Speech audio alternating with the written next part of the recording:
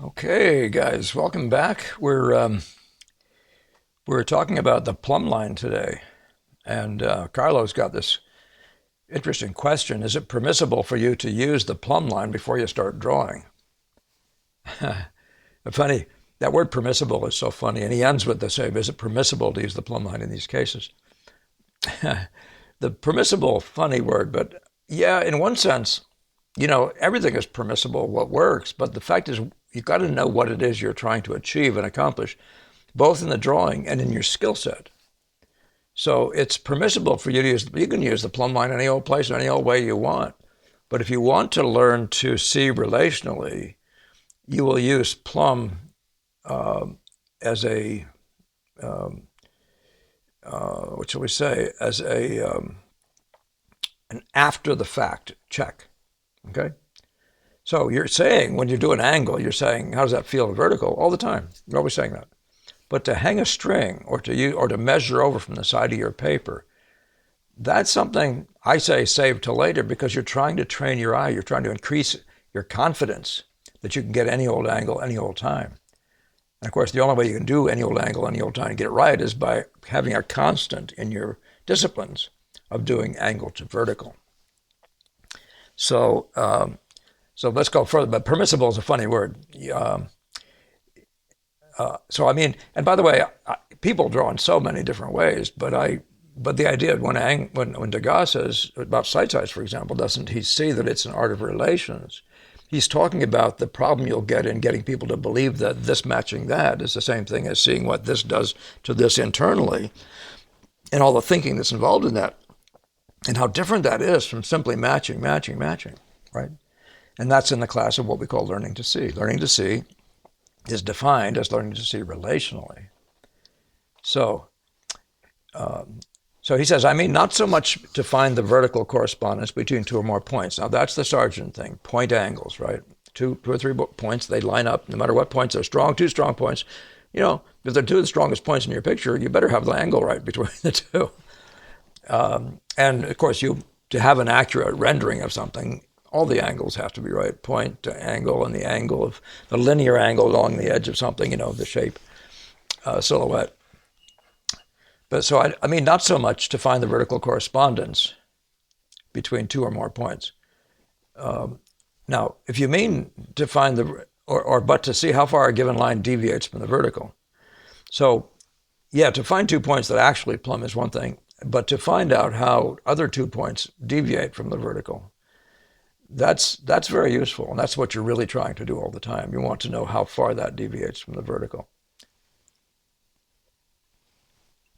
I remember working with students who would, in fact, I remember at one point being myself the guy who I'd look at this and it didn't even occur to me to say, is that left a vertical or is it right a vertical? Never occurred to me for a minute.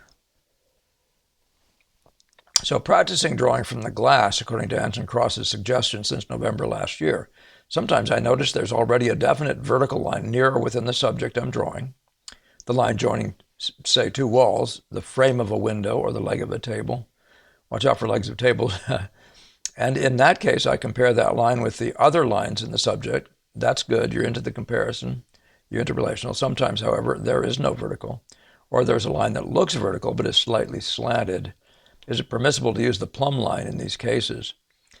Well, you always have the plumb line there, and you'll always find things in your painting. It's going to, if not a line, it'll be points, but there will be points that align to make vertical. And you can find them earlier or late, but they are useful. And then but that's just, they become more, endlessly useful if they're actually legitimately established. They can be used constantly, but would you rather draw a string line there? Would you rather draw a line with a ruler or something? I wouldn't. I don't prefer to do that. But if you don't have really great verticals, you'll find something that will do the job. It's going to be the alignment of something. You do need it though. Um, but I wouldn't ever say you can't. I mean, the edge of the paper is always there, and it's a vertical. It's right. It's in the room, so it's right here. The stuff you're painting is right here. There's your vertical right there. You can use that. Okay, it's already close enough to be all your points can be referred to it. But it's also when you look into your drawing itself, you're looking at that frame, you then also are referring to that same vertical. Or by the way, this comes back to this idea that make sure when you set up your drawing, it's always perpendicular to your line of vision, and that edge, particularly both edges should be vertical, but particularly that edge that's nearest to the cast or the still life or whatever landscape, that edge on your drawing, say you're painting on this, that edge there is vertical, so that it can be used as a vertical reference. Okay, and it's always there. It's more efficient than hanging a string, hanging a plumb in front of your face. What I want to say about all this stuff, by the way, is that nature is three-dimensional. It's doing all sorts of in and out sort of stuff, and where the crucial necessity of using plumbs is in nature itself. And so through here, hanging a plumb, I'd always try to get a point to line up with another point. If I work in the visual order, then it's point angle all the time. And I'm trying to get this point to look right by angle to vertical. So there's vertical always in my mind right from the very beginning. But plumbs in nature are the vertical in a landscape or something like that, say a tall mountain thing or whatever, anything's aligning. Sometimes these get thrown off. Plumb is there. The mentality of plumb is there. And but hanging actual strings is there. Different. If you're working from a photograph, none of this stuff makes anywhere near as much difference. I mean, yeah, it's still the same thing, but you can just measure over when you see things aligning. In fact, you can measure on the photograph to see what aligns and then go do the same thing. It's not the same thing. It doesn't even begin to be the same skill set. But plumb is a thing out here in the three-dimensional world. It's for reading the 3D. So that gets us to your point, though, about Anson Cross. Anson Cross is doing this class where he's got children sitting there, and they're using a piece of glass. They set it up, and they make sure it's perpendicular to their eyes this way and this way. So they're looking through it. It's always perpendicular, and the sides will always be vertical if that's the case, right? At least to your eye. Doesn't mean they'll be vertical to that, though. So if you're not painting with it right up here side by side or right across from whatever you're drawing, this isn't going to be the same way. If you're drawing on your lap, just make sure it's perpendicular to your eyes and the sides are vertical. But out here, you're going to have to find a vertical to play with, and that may be some of what you're talking about. Where is the vertical out there? Well, that's where plumbs come in. But often you can find a corner of a room that you can just simply relate. What I want to say, though, is that I'm a big fan of trying, and I think he even alludes to this when he says what the glass does. He has a glass here and he has a piece of paper behind it. So you're, as a student, a kid, just freehand drawing this chair, just outlines. And then you take away the paper from behind it, and there's this glass, and it's trying to look like a tracing, and you immediately learn all kinds of stuff. And he just shows examples of that in those books where students before and after doing it for a few weeks or less are seeing how perspective works. They're seeing how the back legs, for example, are smaller as a group than the front legs. They don't take up as much space as a shape unit or as a width. They start picking up on things like that. But that's only because they've learned to become 2D. And the glass is there designed to help you to see what the world really does on a flat surface, what things really appear to be doing. And in that world, you only have angles, right? And distances. And you have sizes of things, but it's only left to right sizes, not actual sizes going in. That's one of the things that make me sort of sometimes cringe at that one idea of Leonardo saying, if you lay some spears on the floor and you can guess the right length. It's just interesting. And by the way, there are reasons to wonder about that too. But what we're trying to do is not know the length, but know what the length of that spear is in relation to other stuff in the room. We don't really care what length the spear is. Just the appearance thing. And so much of what Leonardo teaches us is to look at appearances, including analyzing perspective even further. So, but that's really the kind of the key to the Anson Cross glass there, is to help you just deal with the world as if it was just this. And you can see this thing is nothing but angles. The nearest thing to vertical is probably this, and I don't know how useful that's going to be with this bendiness it's got. So, and maybe it's only one little piece of it that might be really vertical. How useful is that going to be? On the other hand, if you have a plumb like this, plumbing with this, that's going to be more decisively useful to you. As a helper, once you see something, it's actually lining some part of this, lining with this, or you can draw these two blobs.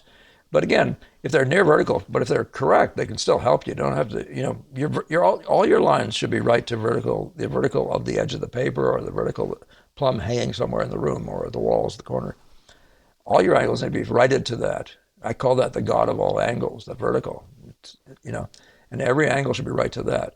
And then secondly, all the angles should be right to each other, and that is this angle, and then this tilts more, and this tilts more, and this tilts more. You know, you see what I'm saying? So you can start seeing how the game works, you know, of the angle sets when they have game, you know. Like that's one of the things about perspective. It's just showing that all these straight lines here, they all end up at a particular point up here, somewhere off the easel, off the screen. They all come to a point. That makes them a set, as it were. That, by the way, and that assumes that these things really are, you know, like these are parallel to each other and all that. Perspective applies only if you understand the idea of lines that are parallel to each other. So, but if this front here, and it's often the case that the back ones are further or closer together, the front one's wider apart. It's not unusual at all. So this might not be simple perspective, this going back to that, but if this were a square, if these distances are all the same or whatever, you'd be able to begin to understand perspective. These guys by themselves, the line that this takes, it's got to be right to vertical. This one's got to be right to vertical, but it's also hugely useful to notice where they would converge. And some point out here, these guys are going to converge. Some point out there. You can actually find it in space just by doing this. If you try to find it reaching into space, you won't find it, but you can actually make, with like a ruler in your hand, you can actually shoot a line out there with a ruler and imagine that maybe it may have this hit something, and then shoot this line and see if it hits that same place. If it doesn't, find a different line until you finally find the place where these guys are converging, if they're parallel. If they're not parallel, it's a whole different story. But that would be true of this as well. These guys are going, this is more obvious that this is getting, it's bigger in the front and smaller toward the back. But if these are parallel to each other, that they will meet at some point out here, and you can find that point. It's going to be within your viewing place most of the time. And of course, that depends how close you are to the chair and things like that. But so I might be saying too much, but understand that his point is in doing all this stuff is to get the concept of vertical and the vertical sides of the frame, which are plumb, do equate to the plumb itself. Okay, because pictures, when they get hung on the wall, the sides are going to be vertical. Anything you have inside the picture that its relationship to vertical has to be right. So if you're doing a figure and the neck plumbs with some part of the ankle, and you don't make it correspond to the right side of the paper or whatever, if you don't make that measurably right, the side of the paper being the vertical, measure it over. After you conceived of it after you recognize it as vertical, make sure it's really, really good, or else when the people hang the painting, the figure may very well stand crooked. If that line isn't, if those two parts of plumb aren't plumb, the painting is going to go sideways. And yeah, that's why it's so valuable, though, when you do have something that truly plumbs, just make sure you get it. That is a real thing. And then everything else you do, it's this thing to vertical, it's this thing to vertical, and then it's this thing to this thing, et cetera, et cetera, et cetera, just on endlessly. Okay. Well, that's just the conversation. So chairs are nice to talk about. That particular chair is fun too. Yeah, so you can see in the packs in the decamp here, I like this because the drama of this great angle here, but what I was going to show you is these things. Look at these sort of funny ones here. There's a very strong one right here, and there's a whole set of these that sit at this angle, but they're playing back and forth in and out of vertical, and their distances between each other are all different. I mean, not of vertical, but of a particular tilt. And so this is getting more toward the 45-degree tilt in this set. But you can see how it becomes a set, which is a pictorial importance. It's a big deal, that set. And seeing how it performs, how these distances are different, and how each of the shapes is slightly different from all the other ones. This is part of the dance of the visual.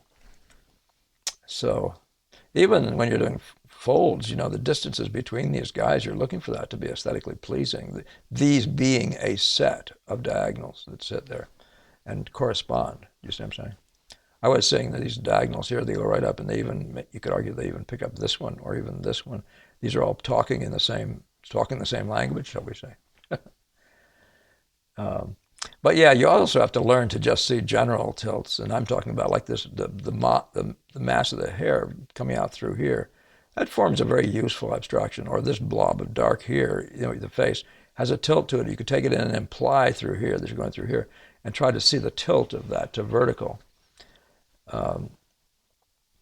You're really asking whether you can put verticals on the paper. There's no reason to even, and lots of times you see verticals on paper, but they're only there as a grid to help you transfer the drawing. But yeah, but in any case, whenever you do, if you do have something that actually, like this thing here, may line up exactly with some point here, then you might have something you could say, oh, there's my vertical. That's a vertical. It's very useful. Or say, maybe this one going to the ear, maybe that's a vertical. If that's a good vertical and there's strong points, get them in there early and often. Anything that plumbs, serves a useful plumb. By the way, it matters that you pick things with points. I want to just say that it's easier if you have something like this blob out here, that thing, can you make that plumb? Does that plumb with something? Or a point like that, because then you can be very precise. But you can also be fairly useful. If you take this whole blob here, it's still got to have a certain angle to this. And that one is plainly not a vertical. When you take this mass to this mass here, that's off angle. It's just a little bit less than vertical, right? But I'm just talking about this, by the way, Carlo, just to talk about it in general. I'm using you as a takeoff point. The discussion about whether you can put verticals in, of course you can. I mean, if this is actually a vertical on your paper, there's no reason not to have it in early and often. If it's a vertical in nature, as you see yourself sitting there. Or even this thing here, get enough of that in so you can actually have a vertical. It's never a bad thing, but I prefer to do it with the stuff that's out there and the way it does it than to bring in lines, even in drawing, I mean. Here's the drawing. Than to bring in lines that enforce that in some way. I find there's a real constricting element to a vertical line in the middle of a drawing.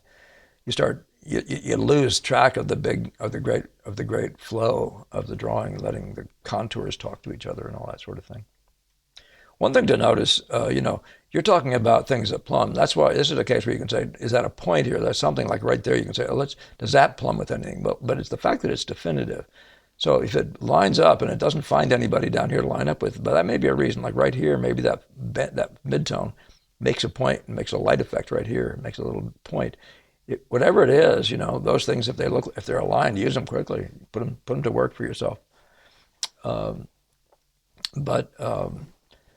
I don't draw lines in the middle of the drawing or anything like that beforehand. But I'm constantly, and this is a big deal to say this, I'm constantly checking them. So no matter what I do, for example, I'm drawing this thing here, but I'm checking to see if this angle is right to vertical. But if there's a plumb involved, I'm measuring it. I can hang a rule. I don't have any problem with hanging a plumb out there, but I always do it after the fact. Always put out, even if you think it's plumb, go out there, draw it, and make it look right to nature. And then if you think it's plumb, well, plumb it in nature, and then measure over it in your drawing from here to say it's there, something to here. Just measure over from there, and see if you align the same way nature does. That's why it's so useful to have points, because a string is a skinny little thing. If it hits a point, it's much more useful. You mean that spot right there? Oh, yeah. When you do that, that lines up with the left edge of this or something, right? You can also do it by blobs. It might happen that this blob here aligns with this one and makes a vertical. In this case, it clearly doesn't, though. Maybe this blob here, taken as a whole, sort of lines up with something down here, maybe this shadow mass, and then that makes your vertical. It's not as fine as a point, but it might be something you can plumb with. Of course, you always have things that are plumb on curves, like this spot right here may be vertical. Some spot right here, that looks like it's probably vertical. This part here, right here, just some part of this curve. Any kind of a curve that goes this way, goes all the way out and then back in again on that line going this way. That's going to be your outmost. That's going to be that part that's vertical. It's going to be a measurable point. And that point farthest out here, this point farthest out here. That's a use of plumb as well, to make sure that when you're plumbing, the plumb hits. If you dropped a plumb, it would hit on the right part of the anatomy. The outmost point would hit there. If you draw the line over, and then suddenly, what would it touch first? You want that to be true in your drawing. So that's another use of plumb, by the way. I've had to do this twice, so I'm afraid I'm going to be forgetting things, thinking I've already said it, but let's just go through a few more things. Yeah, so in the case of a perspective like this, you probably can find a line on the floor. You might be able to. It might just be this thing here, but you might be able to find a line on the floor that's absolutely plumb. it's absolutely vertical going right through, and all the rest of them will taper in, taper in. That's the perspective thing, and they'll all be tilted more to vertical. This one here being very noticeable. So all these guys here, they're also all going to the perspective, the person's eye level or something, all the ones that are parallel. So this thing here probably is going to the same place as this. These things are all probably going to that very same place. If they're truly parallel, and it really does matter. If they're not parallel, it doesn't work. But notice that even this blob here has to be right, as the feeling of this mass to this mass is sort of an obvious group. They're similar in size, and they run across here on a diagonal. But that angle is very important. You have that angle right. And you can't do it by littleness. You can do it partly by littleness. Like, for example, you might start with this little point down here and try to get it lined up with a point here, or some other point, and make sure that angle's right. You can make sure other angles are right, but you need to get enough in there for you to see this abstraction here and feel whether it's right to, when enough in here so you can feel whether it's right to this abstraction. And so, but this is one of those cases where you actually have verticals already built in. Presumably that's a vertical post in these cases, this here, this here. And as I said before, you probably can find one of these lines here is actually going to be vertical. It's going to go right through and even through here if all these are parallel to the ones on the ceiling, and they probably are, more or less. So point angle, mass blob angle, that's the angle of the ovoid. That grouping taken together can be said to be an ovoid, and there are dozens of them. This thing with this included, this thing's its own ovoid, right? It has its own width and gesture. All those things have to be right, and most of painting isn't about verticals. On the other hand, though, if this thing here lines up, this being a vertical, right, and it lines up precisely with some part of this, that's really a good one. That's nice to have. Very good. Or this one here being very long, if that lines up with all this stuff all through here, that's a very good vertical. If you have them, put them down. But I'm not a big fan of trying to stuff one into the middle of an area at all. Not at all. I think the angle is more valuable than the vertical in cases like that. You don't want to lean on the vertical. And that might be the answer to what you're mentioning. So it's blob angles, point angles, and then local, actual local lines that form an angle. If they're irregular or not, they may form something that is easy to see where it's going and how it feels to vertical. By the way, if this is going and actually picks up something here, it makes it a much longer angle than when you just see it here. And sometimes you can get a better read on how it feels to vertical the longer you can make this. So if it actually picks up this and then maybe that highlight there or something, if it picks up those things and you can see them you might see their relation to vertical better. So that's a worthwhile thing to give a shot to. I don't know what else I should say to you about these. In the case of a picture like this, like a floral that has virtually no verticals at all, it's got horizontals in the tabletop, what are you going to do? Well, the answer to that could be, we're gonna be establishing, say, an exit up here, or maybe the strong player at the top part of the painting, just as a top and bottom thing. And immediately that may very definitively line up with something down here, some useful something or other. And you can say, oh, that's vertical. It could be the mass right here that it lines up with, or some part of this that some part of this just lines up with, and then even picks up something down here. Well, those kinds of things form very useful. If that's near vertical, don't miss it. It's good to have in there. But I still prefer to do that by the strength of the thing. So if they're not particularly strong, this is very strong. This is very strong and sort of isolated to this stuff here. And then these guys here are useful. But those kinds of verticals are very, very useful to have. But I still wouldn't draw a string in the middle. I wouldn't draw a line down the middle of it. I would just draw them and see if, get the angle right. And having a vertical setup in this thing is perfectly good, If you do top and bottom, get them right by angle. It's a classic thing to do. So if you're setting up and saying, here's the top, and this is such and such a distance from the top here, and I'm going to get enough of this so it's useful. And then you're going to say, now, down here, let's say the bottom of this, let's say for now that it's just going to be this corner right here. You want to really work at getting the angle right between this and that point as the first two readers, and it's not a vertical. But a minute later, or even while you're working, you might say, but that is vertical or something here. And you could put a little bit of this in there. Don't get into drawing all these little things. But you could say, and that's actually plumb, or something in here is actually, maybe it's one of these highlights. But getting this angle to vertical is actually the thing you really want to do. Whenever you put a top and bottom in, you want to make sure they're right to each other by angle, which is angle to vertical, of course. And then one of the things I want to mention, though, is you need to put them down and just do them explore. So don't try to get your angles by measurement. Get your angles to feel right by visuals. And then what you want to do is then bring out your plumbs, use the edge of your paper, measure over, whatever, and correct your eye. You know, you want to get to the point of having confidence in your ability to see relationally. So when you see something, now something like this, you might find is fairly easy to see. But some people have a hard time seeing this to this, shall we say, or whatever else is useful down here. It wouldn't matter what it was, but anything you find useful. But you want to get yourself to the point where you can draw those and mess with them until they feel like the right angle to each other, and then check them with your whatever you have as a tool, at that moment. Constantly do that. Then vertical is the one where you can actually just measure over, as I said. If you think this is vertical and it feels right and you're drawing now, then measure over and see if you actually were right about it. And that's when you're going to plumb in nature and say, in nature, it's doing this. And then you come over and say, do you mind do the same thing? So that's checking your eye. So you're doing it with your eyes, and then after the fact, you're checking it with the ruler. And that's the fundamental thing that I'm trying to get across to people. Just do it that way all the time. This one gives an example of how important angle is, the gesture. I mean, the life of this picture is in that sweeping diagonal. If you want to put it that way, it's a beautiful angle. And I think I've said before to you all that the angle, if it's more laid down, it will say something slightly different. Now, it also has to do with what the counter lines are doing, the lines that play off of that angle.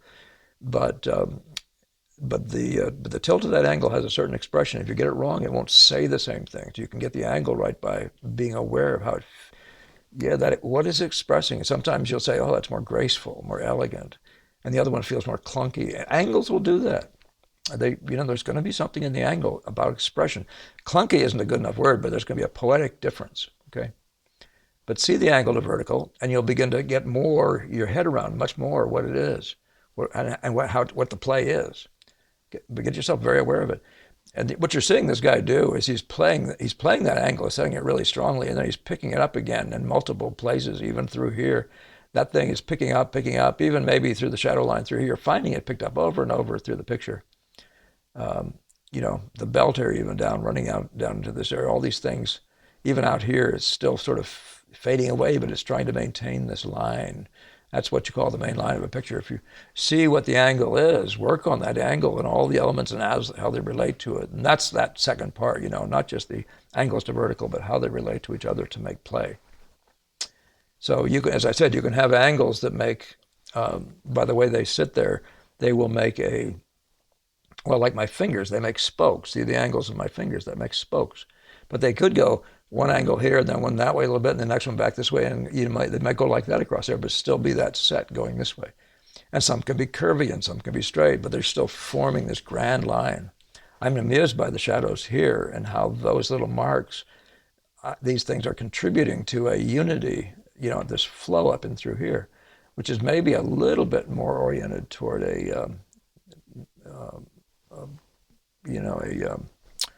spokes in a wheel than it is to just parallels, but maybe not. That's something for you could literally get in and measure. These are useful things actually to analyze that way. That's the aesthetic side of angle play. Okay, the angles come in sets, and I think I alluded to that before in the set of the side of the cello in the painting by De Camp, but. But that's what we're talking about here. This great drama of the fiddle. She's part of that. If this actually is real, and that's a light in her background, all this stuff here is, you can see it's all playing this mainline tune, and so there's a coordination. It's not an attempt to be obvious. It's just it gives you a framework. What should this line be doing? And you want to coordinate it with something this is your center of interest, or this is the drama of this thing, and it's a fixed thing, and it's a beautiful line. You really do your work to get that a beautiful line. Everybody else is trying to get coordinated with it, right? But the angle is a huge bit of the play. And of course, even if you're doing parallel angles, you want one of them to be wobbly, one of them to be straight, another one to be doing it a different way, one of them to be sharp edge, the other one not, whatever. The variety through here as you're getting the angles is kind of a big deal. So this is this tarbell. I don't think it might be the last thing I have here today. No, it isn't. Okay. But this tarbell, you can see the importance, say, of a top and bottom. So this is the exit. And you're really going to have to early and often get the strong readers over here aligned. So you set these 2 points up, get the angle right to them. But there may be some things that actually are useful that are vertical. Maybe some of them, maybe there's plums with actually some points right down here. And to whatever extent it does, as you're going along, always notice these verticals and bring them in when you feel like they might be useful to you. And especially if they have like 2 and 3 points on them, go ahead and start them up there. Don't put them down in such a way that you're just forcing your whole hand here. But I mean, they could be in the wrong place, but they're still vertical. They're still vertically aligned. But when you're trying to get angles, if you have a long line, even if it's made out of points, you got a good thing. These angles here, these all want to be right to vertical. This wants to be right to vertical. Everywhere you look, there's angles of the same type. I'm going to call those types of angles. These long, continuous lines, something like this or this. But they're everywhere through this picture, right? And they need to be right to vertical. But anytime you get to a point, though, and it can plumb with something, and you don't plumb it, things don't go well. You need them to happen that way. And when you're lucky enough to actually have a frame sitting there that's vertical on edge, and you don't use it, that's not a good thing either. But one thing leads to another. I mean, and you have to get several things going, and then just when you're doing vertical plumb and stuff like that, just have it in your mindset to be continuously thinking how it relates to vertical, no matter what you're drawing. This hand here becomes an interesting mass. It's got a very definite relationship to this interesting mass here. Does the angle feel right? Anything that has like in it, where busy to busy, high contrast blast of light to a high contrast blast of light, any of those things that correspond and say, I'm talking to you. Even the reds, like here, you see the red talking to the red. Get that angle right between the reds, right? The reds form an angle play thing, okay? Yeah, I'm just saying a lot of random stuff. As I said, this is my stuff inevitably is rather off the cuff. This one might help you to see again the importance of, he does drawing that has pointness to it. So when he makes a bend like that in a belt, it's very poignant, pointed, and intentional. And that goes through here, and maybe it picks up on, he may have found himself a vertical there. If there's anything about that helps you from time to time, play through that and see to what extent that's helpful to you. But when something is very decidedly and obviously a vertical, make sure you get it, and say something like this, and I'm not saying that's a good-looking vertical, but if something like this comes down and it clearly is vertical through there, make sure you don't make it at some funny angle. Make sure it's vertical. On the other hand, this picture, the more important lines may be ones that come out here and sweep through here. Well, how is that not important? But getting the angle of that S-curve, that becomes a big deal. Can you get that angle right? The angle of the S-curve, would you believe? Yeah. So that just shows you more variety in how much variety there can be in the treatment of angles.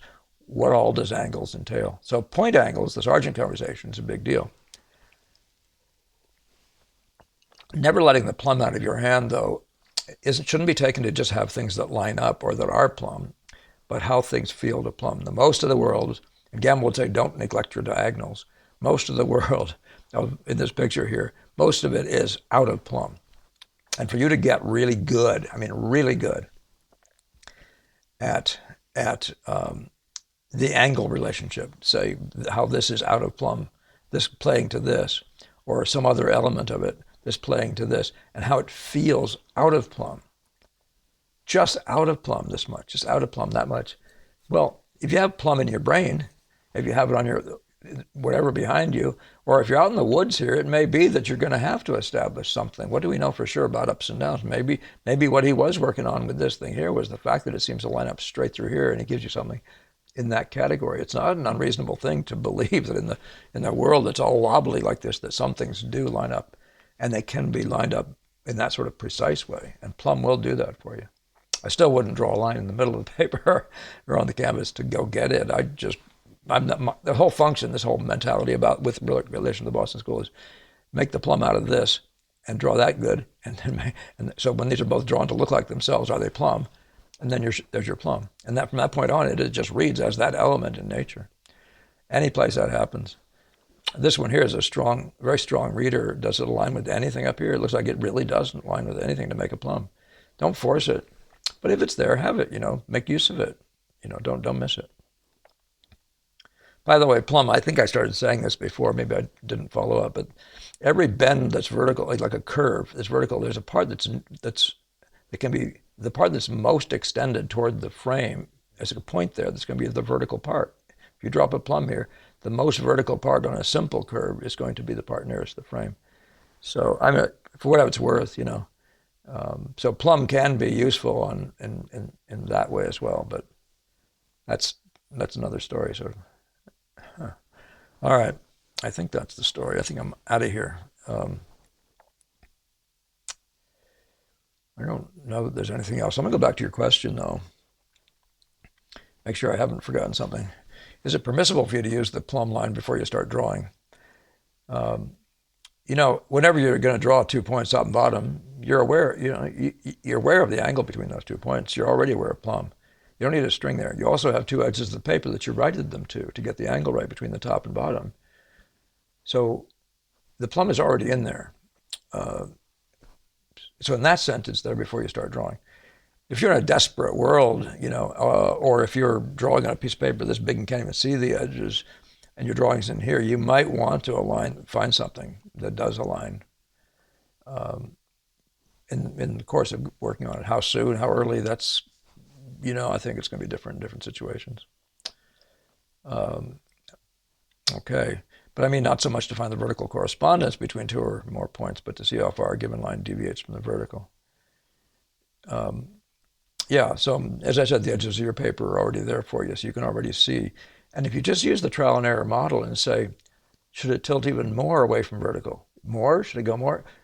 Or, you know what I mean? Or should it be more vertical? Now, the other one I remember seeing students do, I don't know if I mentioned this yet in this video, but I remember having problems with, I didn't even occur to me to say, is it left, does it tilt left of vertical, or does it tilt right of vertical?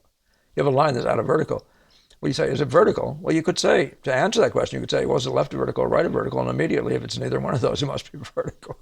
But I'm just saying, that's a trial and error. The question and answer thing, is really useful.